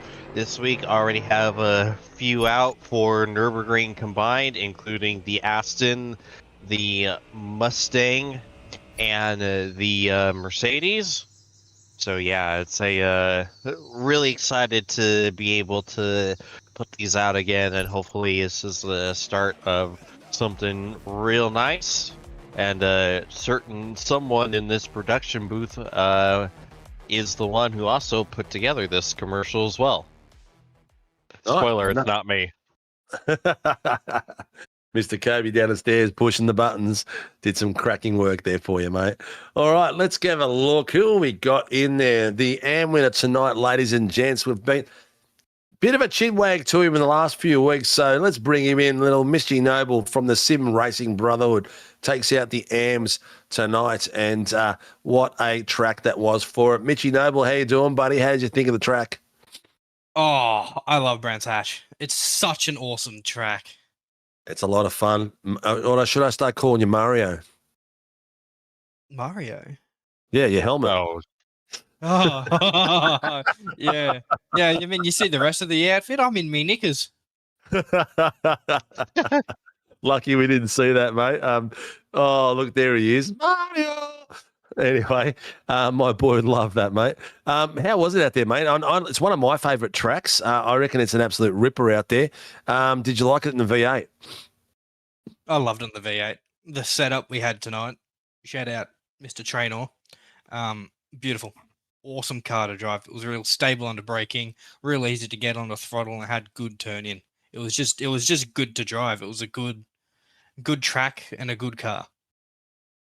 How was the strategy out there? Were you all in your Discord together working on the same strategy, or were you all flying by the seat of your pants? We were kind of talking.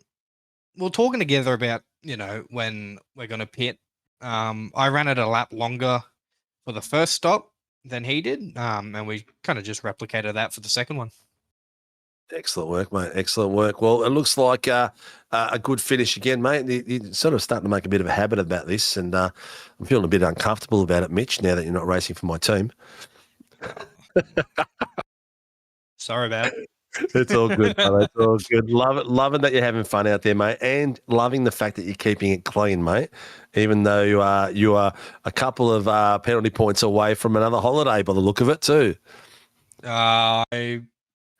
I'm a different man. I'm a changed man. I'm a good boy now. Good to hear, mate. Good to hear. Well, Mr. Mitch Noble, who gets you out on track and supports your racing, brother? All at SRB. Got to shout them out. Nick, the boss, and everyone else I race with. Trainer, obviously. Big help for tonight with that setup. Awesome. And, of course, the support from my partner. Without her, I wouldn't have what I've got now and be able to compete where I am. I want to shout out our sponsors as well. TSRC, myself, and Acelith. That's it? That's it. Oh, well, I think there's more, mate. Oh, I think there's one or two I've forgotten there, but I don't have the list up. And I don't have the list up there, and yeah, I don't have the list up, and I've had a big day. So no, that's all good, brother. From what I can remember. That's all good, brother. That sounds like a you problem, not a me problem. Anyway, ladies and gents, Mr. Mitchy Noble, that's 2 weeks in a row, brings it home for 3 weeks in a row for the Sim Racing Brotherhood. Crack a bit of work there, Mitch Noble. Good luck for the rest of the season, mate. Round 4 and 5 to go. Awesome. Thank you. Cheers, brother. All right, we've got a light work tonight because Brandon Levin is skipped to the country. He is working, but we've got Jacob Trainer, ladies and gentlemen, from Sim Racing Brotherhood as well. Brings it home in 3rd place. It's great to see him return to some sort of form at the moment because we saw a spectacular version of him at the end of, I wouldn't say the end, but the latter part of season 1. Mr. Trainer, welcome to the room, brother. Hello. How was that, mate? Stressful. Well, you're back on the points, on the podiums, mate. We missed you at the top end, mate. You were in some amazing form at the back of last season. What's going on? I don't know, man. It's probably because I recently started driving like cars that aren't supercars, which are a lot easier to drive, so the bad habits build up. Yeah, I'm hearing you there, mate. I'm hearing you there. But you've always been a bit of an all rounder. You were in the 86s, and you're driving this beast as well last season. Yeah, I've been doing the GT3s as well, and especially outside of SRW, the GT3s, the GR86, and also the Renault Clio are like my top three that I go for. Yep. Yeah, look, it's good, but it's good to see you back the pointy end. Mr. Watson, any questions you wanna fire at the dude? We are loving your livery, mate. I still love the purple. I reckon it's the best purple on the track at the moment, and looking very, very, very sexy. For those of you who don't know, Mr. Trainer has been putting together our GT3 series that we have been loving on a Sunday night. And he's gonna pull a step back and not work as hard, aren't you, mate? New job and everything like that. Yeah, but that doesn't mean I'll be gone for good. No, not at all, mate. No, not at all. I feel like I just need a season or two to just step back, let myself get my head around things, and see where it goes from there. Yeah, no, 100%, mate. You know that. You've done an exceptional job there, and I do love the Rebel helmet, mate. I reckon it's killer. I changed it from Max Verstappen's helmet. I felt like that was a good idea. I think it probably was. Any questions, Mr. Watson? I know I've thrown you into the pan.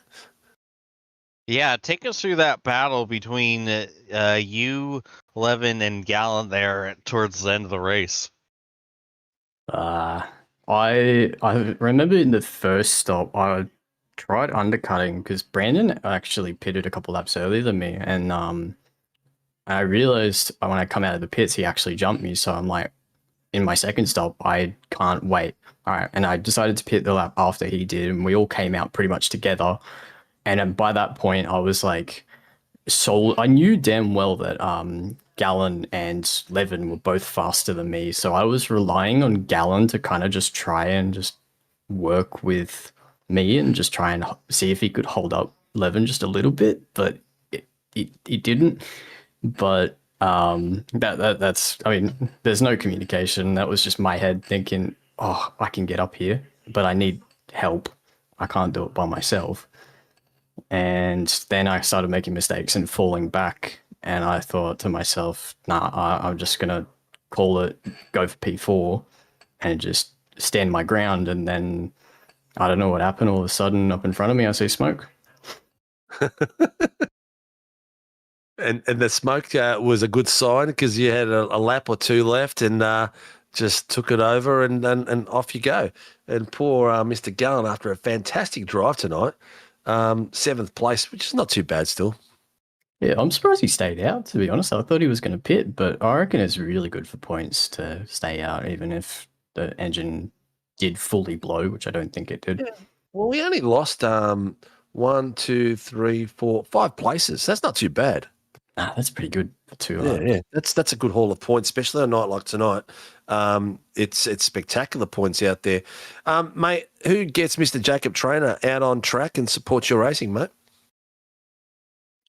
First off, I'd like to thank you guys for putting this on week in, week out. To Cowie for obviously putting the sessions up week in, week out. I'd like to thank my teammate tonight, Mitch. Did absolute wonders at the start of the race and helped me, I guess, go a bit further through the field. Helped me build some gaps to make me feel a bit more confident. And our sponsors, oh god, Acelith, GRS, 50 Motoring, Mitch Noble's new business. Mitch Noble's new business, Noble Automotive. I'm trying to get the camera controls up so I can move around my car. Can't remember exactly. edge overlays. I think that's it, really. That's it. Well done, brother.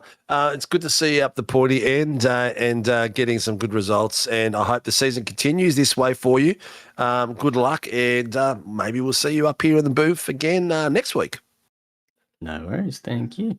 All right, ladies and gents, Jacob Trainer takes out the second step tonight as the Pro-Am winner and Pro Class 1, 2, and 3. Well done, Sunshine, and good luck for the rest of the season.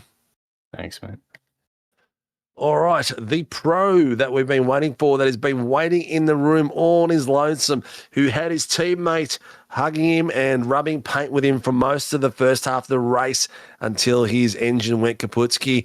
Mr. Ryan Mueller, welcome to the booth, mate, and congratulations on a stellar win. You got the wrong guy. Oh, sorry.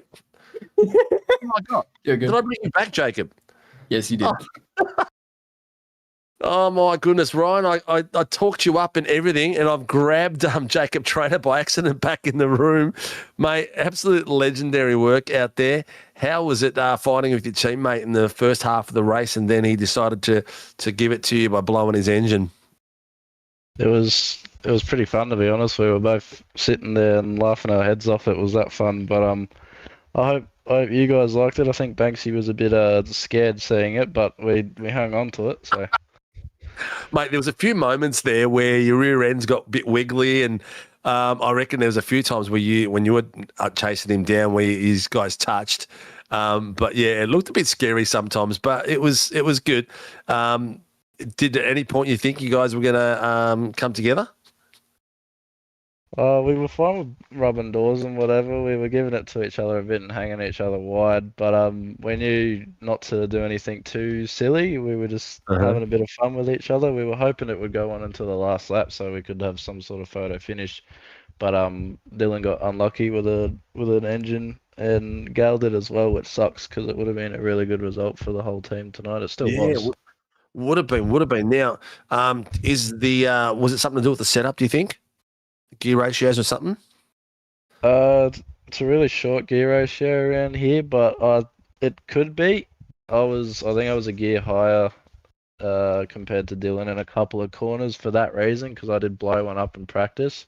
That could have definitely been away, but Dylan might have pushed just a little bit too hard. It's very minor timing with these engines. You can blow them pretty quickly with a simple mistake, so I think it's just a mistake which everyone makes. Everyone's blown an engine in these, I'm sure of it. Yeah, we're seeing a lot of it happening, a lot more of it happening these days than back in the old Gen 2 cars, that's for sure. The Gen 3 maybe just built a bit softer. But some great pace out here, mate. You guys were on absolute fire. 1:26.77. So your fastest lap was faster than anyone by about 4/10 of more, if not more. So cracking bit of pace out there, mate, and it's a good podium to get because they've been a bit scarce with the way the internet is these days. Yeah, I can't really comment much about last time. Dad and I both disappeared out of nowhere, and we were both yelling at the internet. So yeah, it's good to be back at the front. I think it's a really good points haul today, which is what we needed. I need to work on the quali set a bit because I give Dylan my setup and he out qualifies me nearly every week, so I need to fix that. I made a change, a little cheeky change before we got in the car for the race, and it worked out pretty well. I think it fried the fronts a little bit more in the first stint compared to what Dylan was running, which was what was the front left like? Was it copying and beating? It wasn't too bad. The first stint, I think I might have just overdrove it too much when I got in front of Dylan. Of course, we were battling as well and leaning on the tyres a lot, so that definitely hurt. But once I was in clean air, they were really good. I think they kind of got better towards the end of the stint, if anything. So that was the main thing. What about the first pit strat when you guys came out pretty much inside each other? That was amazing on the broadcast. How tough was that? Cold. Well, I think Dylan went in early, didn't he? And you came in after him, so you had the cold tyres behind him. Is that right, or was it the other way around? Yeah, Dylan came in first. I didn't actually know he was coming in. I said, I'll probably pit the lap after, and then he just came in out of nowhere, and I was like, that's sneaky. So he did that. I knew he was going to try and do something because he Yeah. wanted to spice it up and make it interesting. So I was all Yeah. there for it. But on the exit, as soon as I came out in front of him on the straight, he literally told me good luck.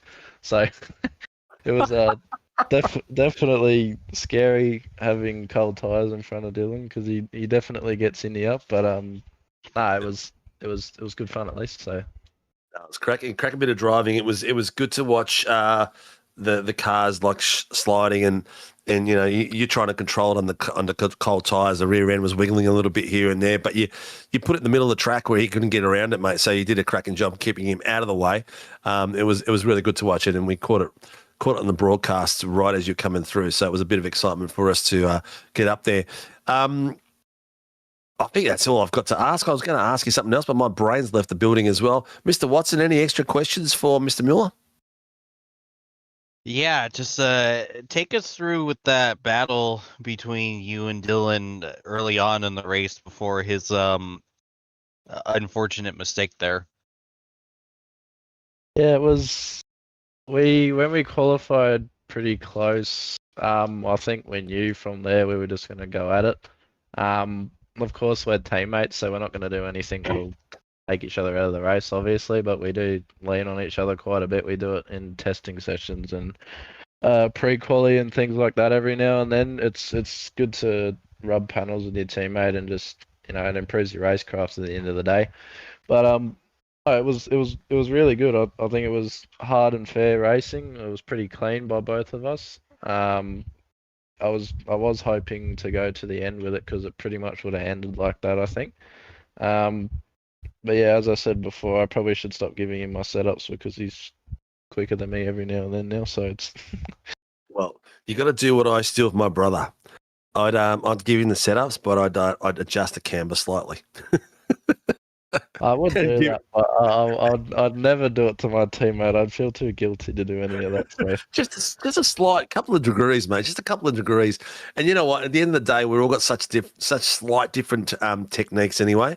So it doesn't really enough. But it's just that little bit of buffer. Do you think you can't quite have my setup just exactly right, or the pitch of the car, the height of the rear, or something like that?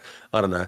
I always used to tweak mine a little bit different to when the one we agree on. I'd always tweak mine just a little bit different afterwards. Yeah, Pretty much. but it's all good. In the front end, right before I got on the grid, I was thinking because I knew my race setup was pretty average, to be honest. But Dylan suits what I drive, which is good to have as a teammate, to have someone that drives pretty much the exact same as you, so you can get that good feedback on your setups and change a couple of things. Yeah, But that's pretty cool. I did make a front end change right before I told Dylan about it as the lights went out, so he didn't have a chance to change anything.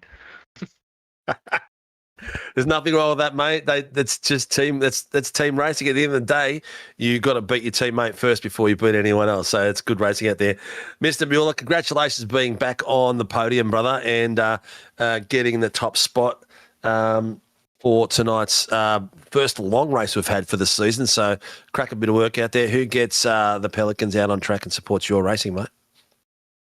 Thanks, guys. I'd just like to thank everyone at PER for their ongoing support. Pacific Ford Maroochydore and Pacific Motor Group Maroochydore for coming on board and supporting us for the season. Lake Edge Holiday Units, go see Banksy. He'll sort you out with a nice holiday. Majors Garage for the awesome setups tonight. One Shot Pest Management, Track Racer, 8 Rivers Photography, our partner W Energy Drinks. You guys for putting on the great league every week. And everyone else for coming out and having some good fun, and Dylan for having some hard racing and all that. And yeah, I feel bad for Gal. Gal should have been up here in the podium. Yeah, he had a cracking night. He's and his form is getting better and better every week. So he just needs a bit of luck to turn his way, and so he can get some of these finishes. But crack a bit of work out there, mate. Well, congratulations, Ryan. Stellar night tonight for you, and critical points haul. Good luck for the rest of the season, brother, and we'll see you out on track next week. Thanks, guys. Appreciate it. All righty, ladies and gents, that.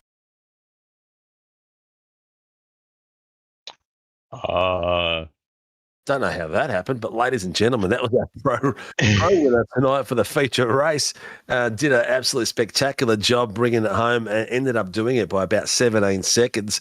Mr. Watson, that was a lot of fun. Gapped out a bit tonight on this track, which I didn't expect it to happen, but we still had a lot of really cool battles all the way up and down. Yeah, there was just enough battling between everyone to keep us engaged there. Like right when it seemed like it was starting to get too spread out, a good battle would pop up to at least keep us interested and something to talk about. So, but it was a great race from everyone, and in light of a lot of the chaos that's been going on, I think everyone really needed a race like that. That was a lot more sensible and straightforward, and nothing too goofy incident-wise. Yeah, 100%, mate. 100% agree, mate. 100% agree. Kobe, can you pop up the calendar for us so we can just let the viewers know where we're at and what we're doing?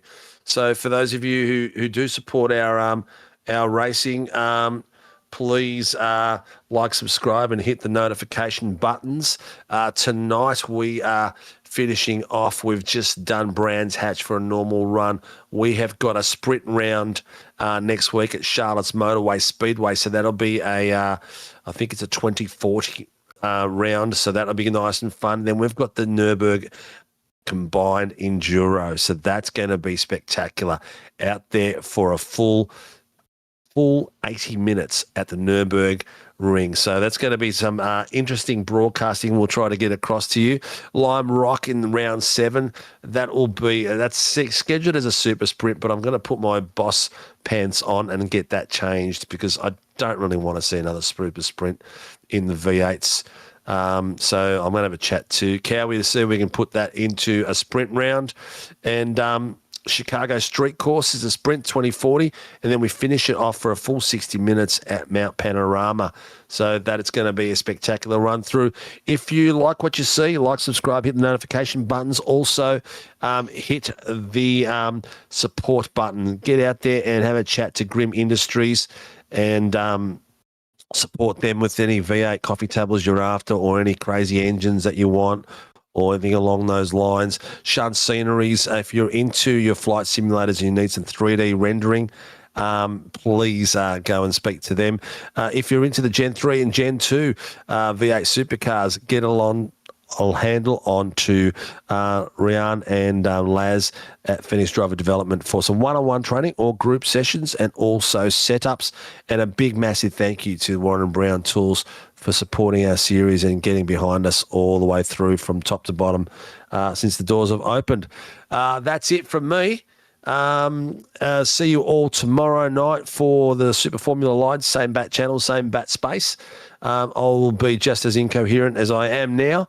Thank you for your support, and let's see you all tomorrow night and later in the week with these boys on a Thursday night. Thanks for your support, and good night.